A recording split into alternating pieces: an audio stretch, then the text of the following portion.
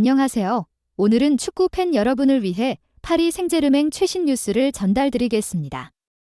이번 영상에서는 파리의 스타 음바페가 뉴캐슬전에서 참담한 부진을 보이며 혹평을 받은 소식을 집중적으로 다뤄보겠습니다.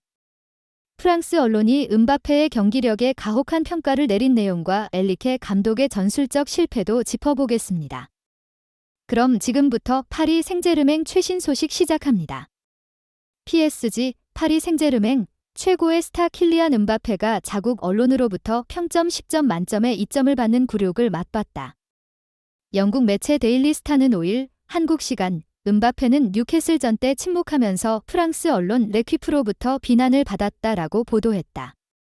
PSG는 5일 영국 뉴캐슬 세인트 제임스 파크에서 열린 2023-24 시즌 유럽 축구연맹 UEFA 챔피언스리그 조별리그 2차전 뉴캐슬과의 경기에서 1대4라는 충격적인 점수로 패배했다. 2023-24 시즌 챔피언스리그에서 우승에 도전하는 PSG는 조별리그 추첨에서 AC 밀란, 디탈리아, 뉴캐슬 유나이티드, 잉글랜드, 보루시아 도르트문트, 독일과 함께 F조에 편성되면서 조별리그 죽음의 조에 합류했다. 세 구단 모두 PSG보다 전력이 앞선다고 말하기는 어렵지만 크게 떨어진다고 보기도 어렵다.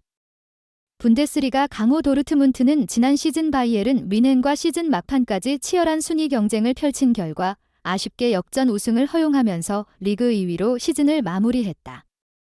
이탈리아 세리에의 명문이자 챔피언스리그 우승 7회를 자랑한 밀란은 지난 시즌 챔피언스리그 준결승까지 올라갔으나 밀라노 라이벌 인터 밀란한테 패해 결승 진출에 실패했다. 뉴캐슬은 중동 자본에 힘입어 지난 시즌 프리미어리그에서 4위를 차지해 무려 21년 만에 챔피언스리그 본선 진출에 성공했다. 지난달 20일 도르트문트와의 조별리그 1차전에서 2대0 승리를 거둔 PSG는 2차전을 위해 뉴캐슬 원정을 떠났다. PSG는 대회 우승 후보로 꼽히는 만큼 원정이지만 어렵지 않게 뉴캐슬을 제압할 것으로 예상됐으나 결과는 정반대로 PSG의 참패로 나왔다.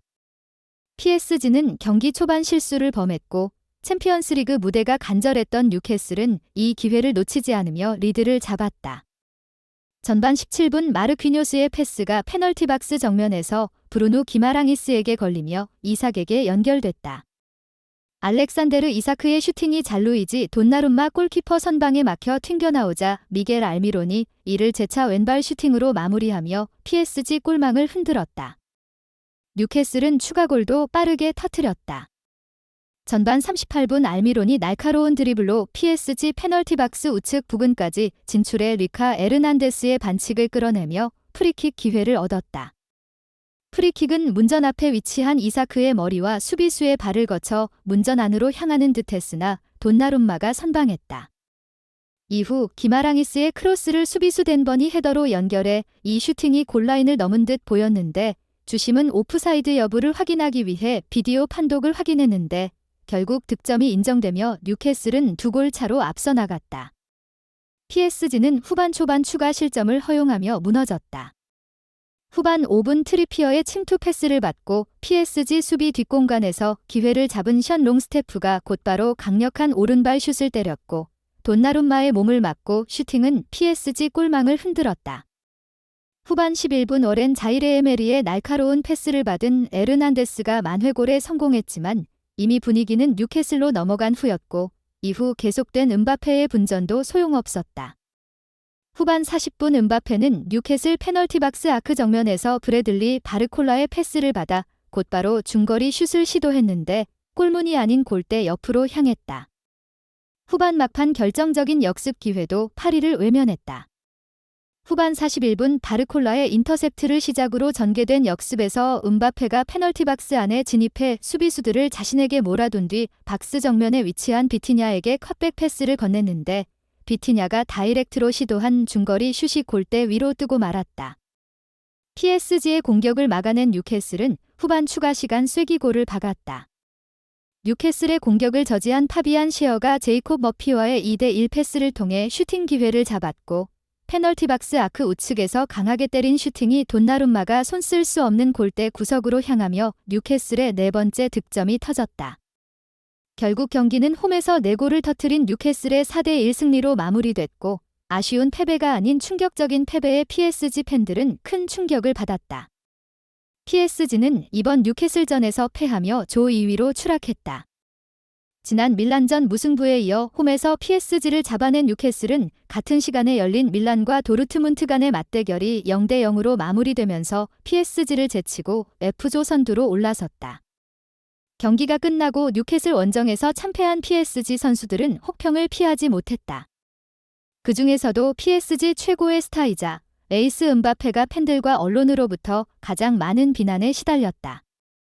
축구 통계 매체 풋몹 파브마브에 따르면 음바페는 이날 90분 풀타임을 소화하는 동안 기회 창출 3회를 기록했지만 슈팅 1회, 유효 슈팅 0회, 드리블 시도 0회 등을 기록하며 공격에 큰 영향을 끼치지 못했다.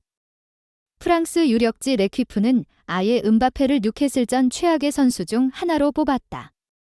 매체는 주장 마르퀴뇨스와 프랑스 공격수 랑달콜로 무아니와 함께 음바페에게 양팀 통틀어 최저 평점인 2점을 줬다. 이날 PSG에서 가장 높은 평점을 기록한 선수는 6점을 받은 17세 미드필더 워렌 자이르 에머리였다. 세계적인 축구 스타 음바페가 평점 2점을 받은 건 매우 충격적이지만 그만큼 이날 기대에 전혀 미치지 못했다는 것을 의미한다. 시즌 개막 후 음바페는 리그 6경기에서 7골을 터뜨렸고 지난달 20일 도르트문트와의 챔피언스리그 조별리그 1차전에서 페널티킥으로 선제골을 터뜨리며 2대 0 승리에 일조한 바 있다. 다만 도르트문트전 이후로 음바페는 좀처럼 골맛을 보지 못하고 있다. 도르트문트전을 포함해 6경기 연속골에 성공한 음바페는 이후 3경기에서 공격 포인트를 올리지 못했고 뉴캐슬전에선 부진한 경기력을 펼치며 혹평을 피하지 못했다. 한편 일각에선 음바페의 뉴캐슬전 부진엔 PSG를 이끄는 루이스 엘리케 감독 책임이 크다고 주장했다.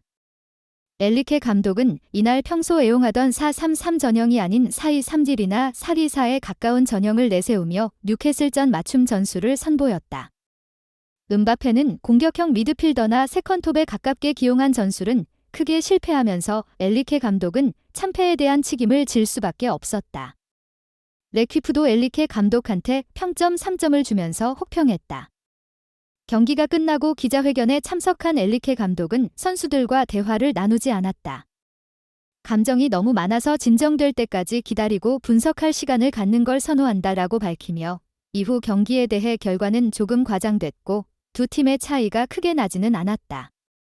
하지만 미래를 위해 개선해야 한다는 것은 분명하다라고 언급했다.